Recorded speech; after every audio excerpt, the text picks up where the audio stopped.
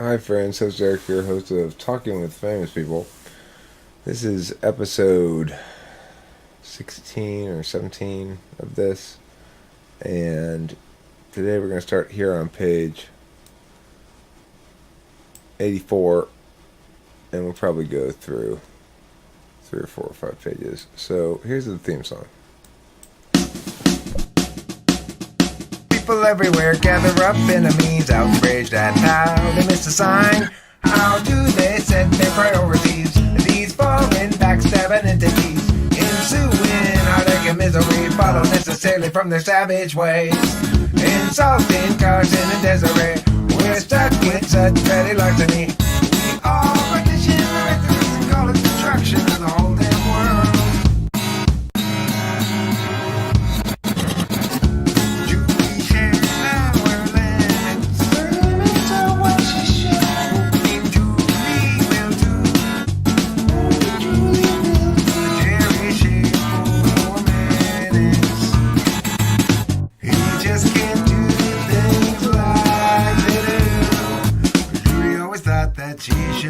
To when she had the chance to buy. Julie soon forgot about soon and not although she outrecalled.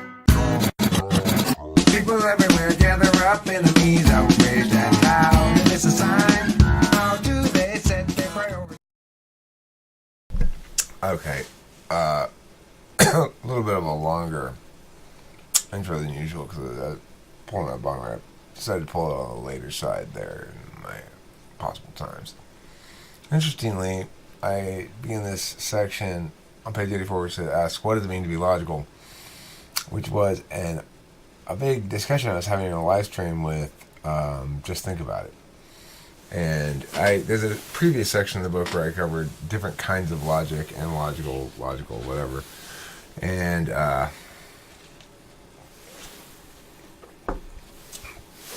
come to find myself revisiting the topic in a very appropriate time, so I'm happy this page happens to be the next one here.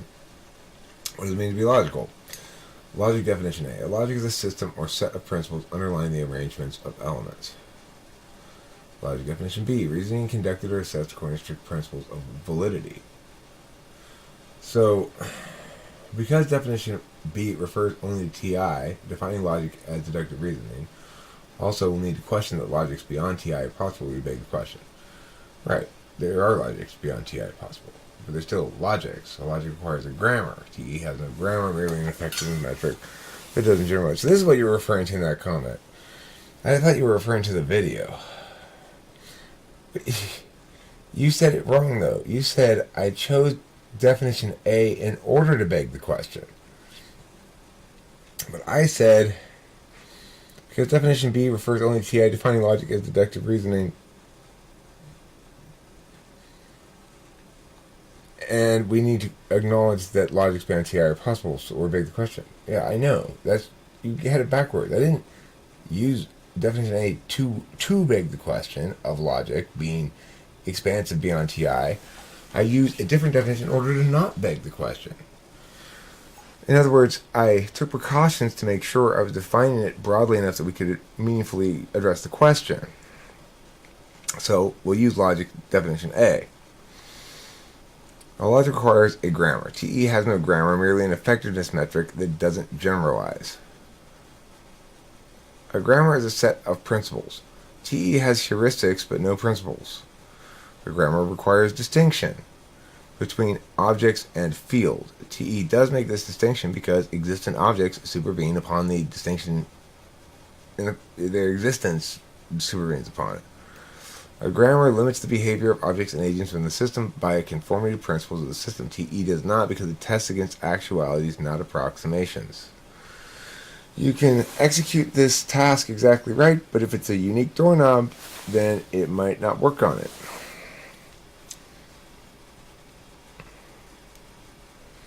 A grammar persists even as the events framed through the grammar change. TE sees the distinction of objects from field as the only axiom. TE has utility as a guiding value, which is defined situationally. Utility is the master of TE, but utility always links to individual purpose and precludes principle. Usefulness can't be measured against anything other than what you are trying to attain. A game of tennis employs that logic to determine a relatively absolute conclusion. The rules of tennis are a logic. A game of tennis employs that logic to determine a relatively absolute conclusion. Today, Judy may be getting lucky. Mary may be a generally much better player. That Judy won the tennis game is nevertheless absolutely true within the logic. Players might change, but the rules of tennis are the same for everyone. TE values are actually heuristics. Almost always, efficiency is preferable to inefficiency. Almost never does one seek to be ineffective. There can be no veil of ignorance test for TE. If I didn't know what stuff was in this room, how would I arrange it for maximum convenience? The question is meaningless because it always depends on the specifics of the situation. TE heuristics are like checklists. Measure twice, cut once. TE heuristics are not rules. The example above may generalize, but is always subordinate to the specifics. If I measure twice, I still might cut the wrong length, and if I'm cutting dead brush, I don't need to measure at all. TE insight is measured in impacts compared against the pre-TE state along arbitrary vectors. While fixing the gate to make it close behind me has made life so much easier. So when we try to convert TE into objective stuff, because actual TE is not, it doesn't have heuristics. It doesn't have values per se. It's an expression of a value of achieving what you want. Now, the thing is, Evelyn put a very interesting comment that I've been meaning to respond to, and it's about specifically the objectivity and subjectivity of TE being linked to SI or NI. So if TE is with NI, then it's objective. If TE is with SI, it's subjective. I've been thinking about that a lot, and I think that what it points to is the obvious fact that neither TE nor FE, as Evelyn said, are really objective or subjective because they're not judging functions.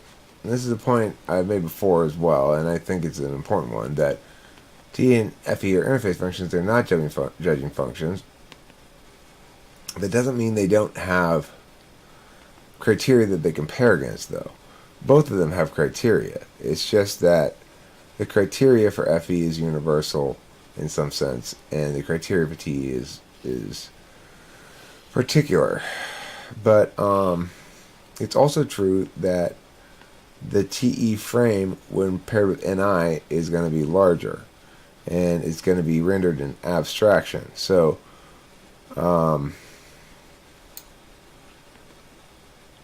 it functions more like an algorithm. If it's when it's a completed work that displayed good TE in the making of it with NI functions as an algorithm.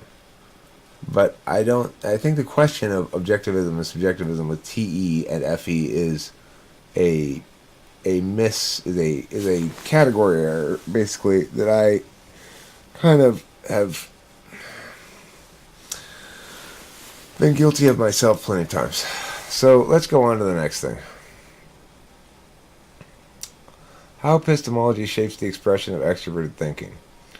Knowledge, assessment, decision, and follow-through. SI provides a log of the decided that backstack SE executes now. So this is, if you are SI on the front stack, then SE is executing now. If you're thinking, oh, I gotta do this, and then you do it, that's SE pulling from SI. Oh, that's right, I remember I gotta do this. Then SE does it. NI provides the best course, what SE ought to execute at the right moment. Best thing to do right now is wait. The best thing to do later is this. We should wait a minute because that's not ready to act upon yet.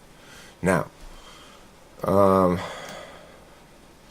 SI tracks what worked for me and what caused me, the subject self, problems, and SI, the subjective physical epistemology.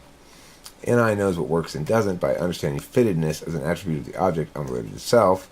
NI knows metaphysical grammars of how a given time object fits therein.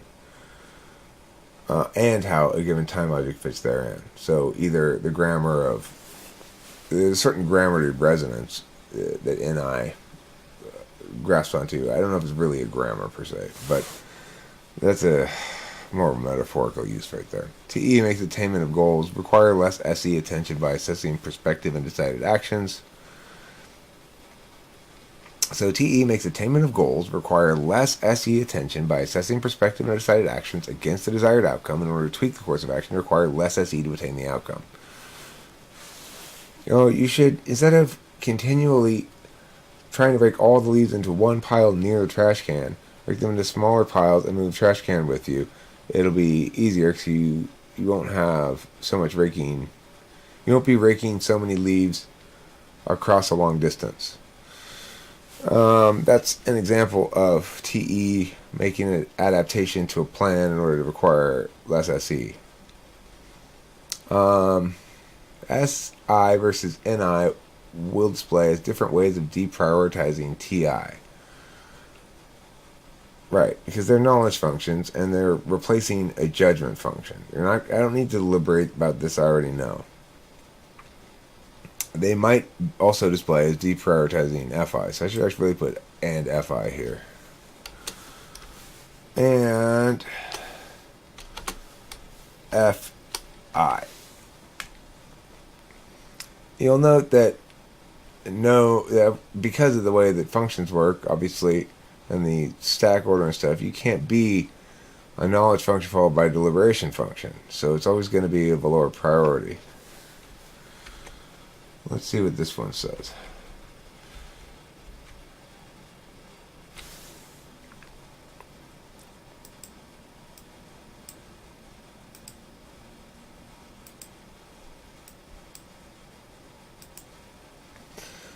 Okay.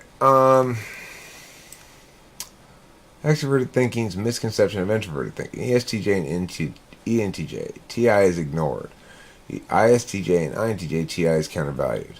The extroverts are annoyed by TI since consistency ought require no attention. Your objection is moot provided we're effective.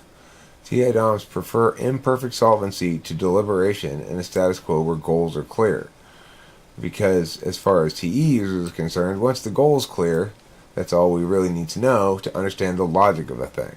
But the TI users, the goal is irrelevant to whether or not we ought to do it because we have to check not just efficacy in reaching that goal, but legitimacy of the goal.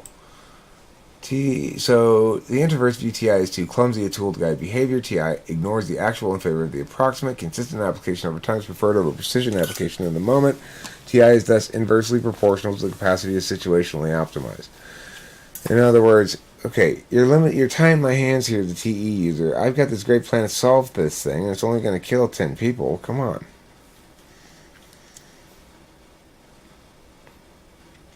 NI with TE. Epistemologically, metaphysical, fitness exists outside of the self. X and TJ therefore see themselves as logical or even more logical than TI users because they understand things through a fitness that exists outside of themselves, which is objective. But they don't understand the way that their objective knowing is objective, but that doesn't make it necessarily right. It needs to withstand the objective deliberation function in order to be right on the objective metric. So,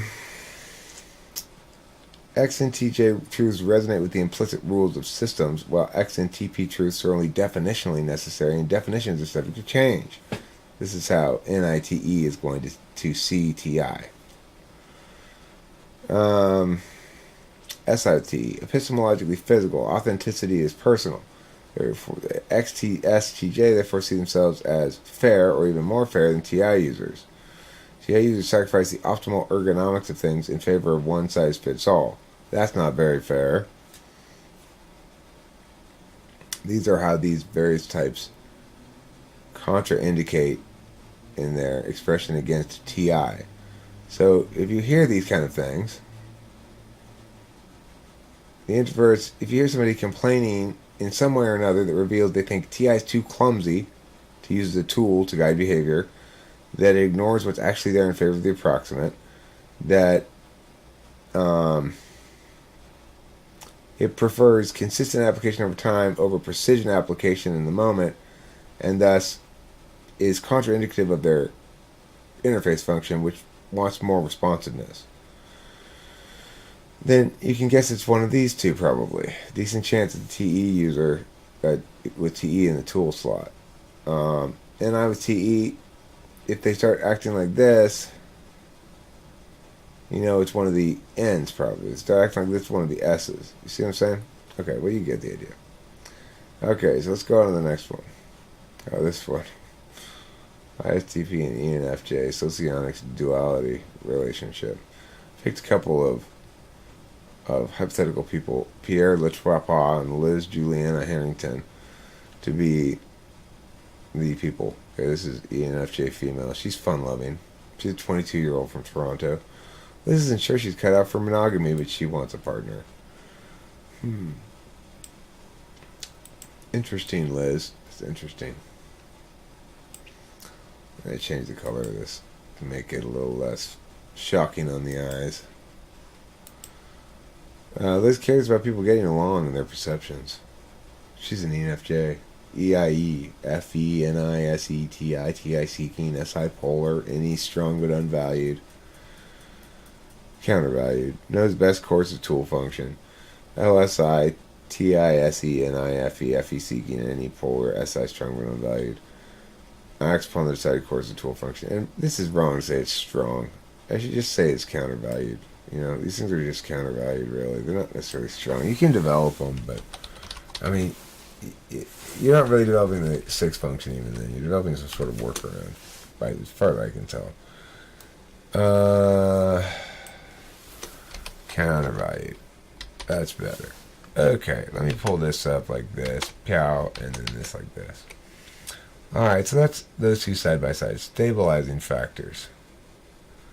Blind NE. The 7-6 effect in dual relationship is to both relieve the burden on the other necessarily places upon a significant other by virtue of possessing a blind spot, and to not resent the burden relieving duties concurrently. With ISTP and ENFJ relationship, the polars are either end of the perceiving axis of NE and SI. From an NE user's perspective, it might be said that the ENFJ forgives the ISTP his total lack of imagination because they countervalue it.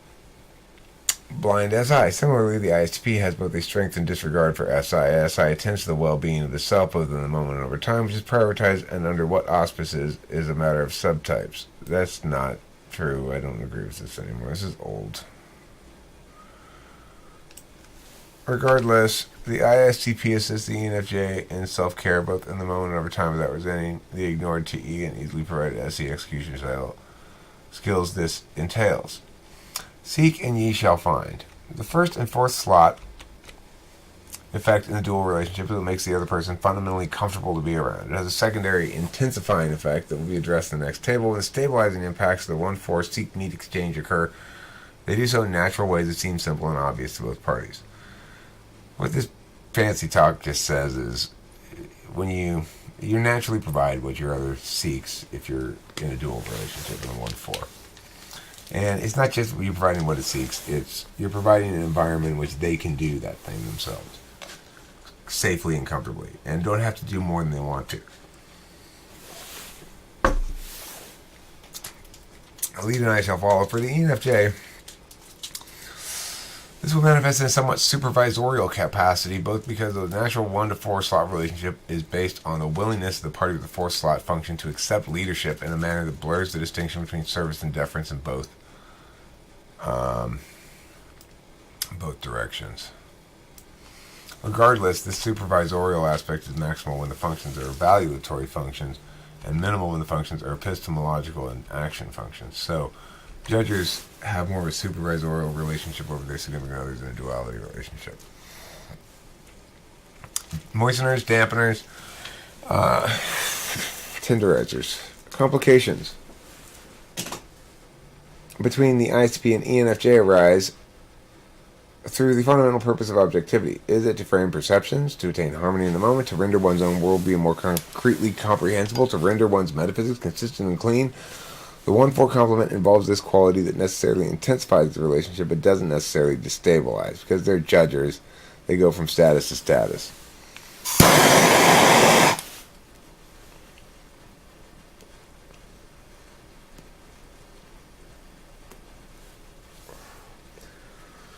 And we can call the deliberation interface types judgers because they've got the deliberator in there. So,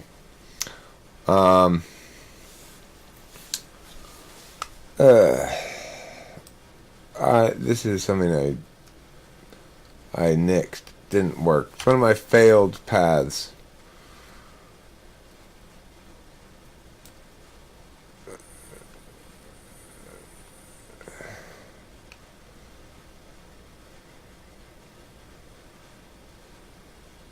This is good. In its intensifying form, the paradoxical push-pull nature of complementary judging functions generates a resolutional loop. Both functions are objective criteria, and yet each is likely to conflict with the other in conclusions. This is so because the metric of TI consistency is used to approximate social systems, wherein TI is not a significant criterion in practice. So, in other words, this should say FE. Because the metric of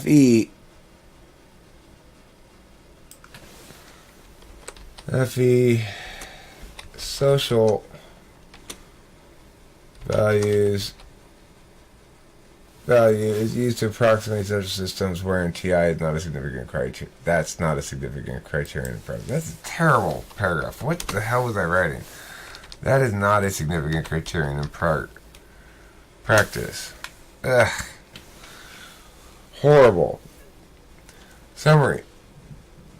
The 1-4 conflict resolution loop is a discursive path that works away from consensus toward a single but ill-defined point of clash, which is then resolved by circling back to the original consensus. With the additional notation made, the original point of consensus is more significant than the point in dispute. What does that mean? Well, let's see what that means. I'll be able to tell you in a second. Don't worry, I'm good at figuring out what I mean if I deconstruct it a bit.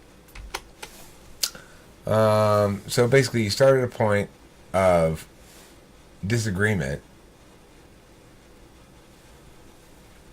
toward a single but ill-defined point of clash because your point of clash is really conflicting values, and it's then resolved by returning back to the original consensus that preceded the dispute, with the additional notation that the original point of consensus is more significant than the point in dispute. So you avoid the point in dispute by going back to consensus again. That's if you're two judging types. The two individuals agreeing upon all matters in a given event process but disagree on how it ought to be framed within the relationship narrative itself. This disagreement is resolved by the attainment of each party in the simple truth that both agree on all substantive matters and the framing issues are relevant. This is for ISTP-ENFJ in particular. So they're not going to ever agree on which one of their dominant functions should be used, but they'll at some point realize they agree on all their particulars, so it doesn't matter. It may be true for all duals, I'm not sure.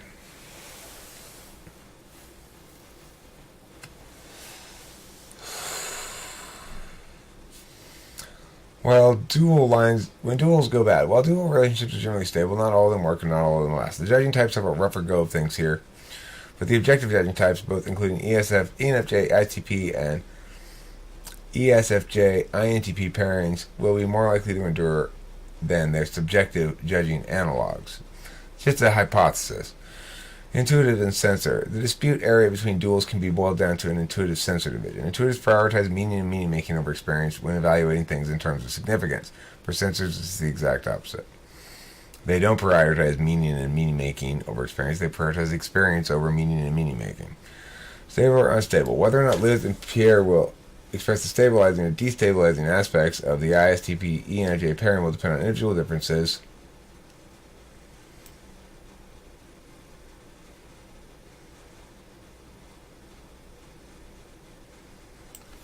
Nurture influences upon habits of attention is a better way to say that. Nurture influences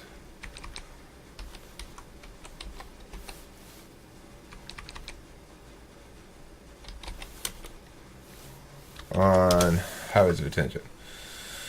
So FE and TI. As an FE dom, Liz the ENFJ tends to express positives in terms of what she wants and tends to express negatives in terms of what is good, bad, moral. In contrast, ISTP tends to express positives in terms of what he wants and negatives in terms of wrongness or imperatives.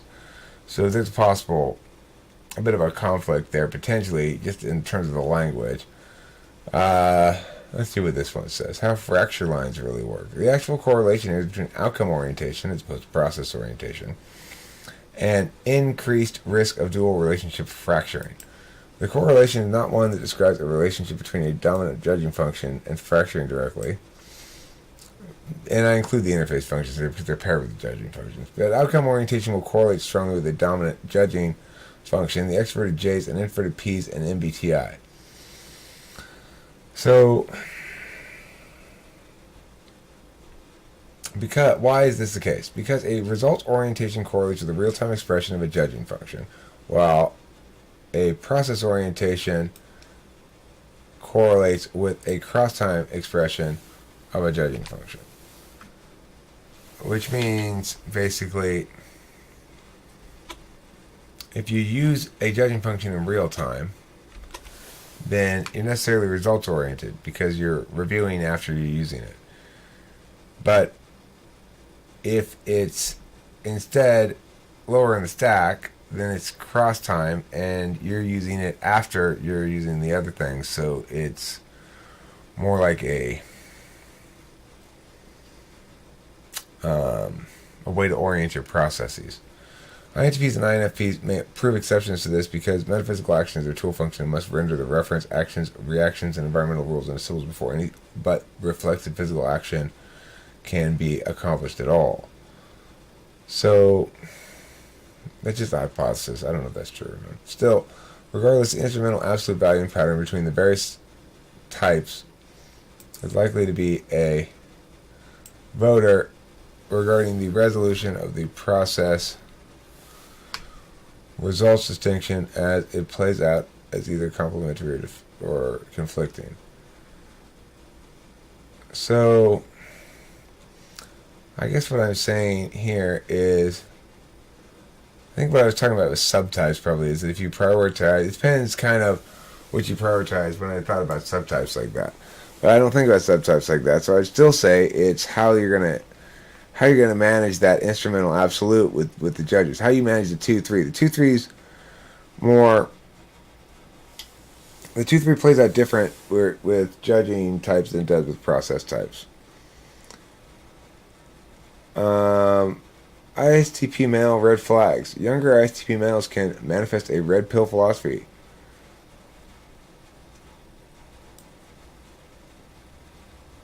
Slaying the puss. These individuals, because they frame the attainment of sexual results through forced slot FE, manifest sexually as risk averse. Physical action preceded by logical analysis makes ISTP slow to decide because he is very unlikely to change his mind. Thus, ISTP's male reputation for commitment avoidance or predatory sexual behavior in which the individual gets laid with little regard for the other and does not value honesty in his dealings with women. If you come across that kind of ISTP, avoid them. If you're a woman, they're not a good man to be with. They're just going to continue screwing their way through town. If they are, on the other hand, remember the TI drives the bus with ISTP. One alternative to a red pill paradigm is to see women as individuals first and a relationship as being less about gender roles and compatibility. Younger ISTPs are more likely than other thinking sensors to view things this way. However, ex-NTPs are probably types least likely to afford way to traditional mores. So in other words, being kind of egalitarian is possible for ISTPs. Red flag is regularly irritated by the ENFJ's poorly kept schedule and general ineptitude with self-care and comfort. Young ISTPs often go through an FE rejecting period in which they mistake their seeking of FE for antagonism towards it. However, such a mistake is unlikely to survive a couple of dates with an ENFJ. More concerning is if the ISTP,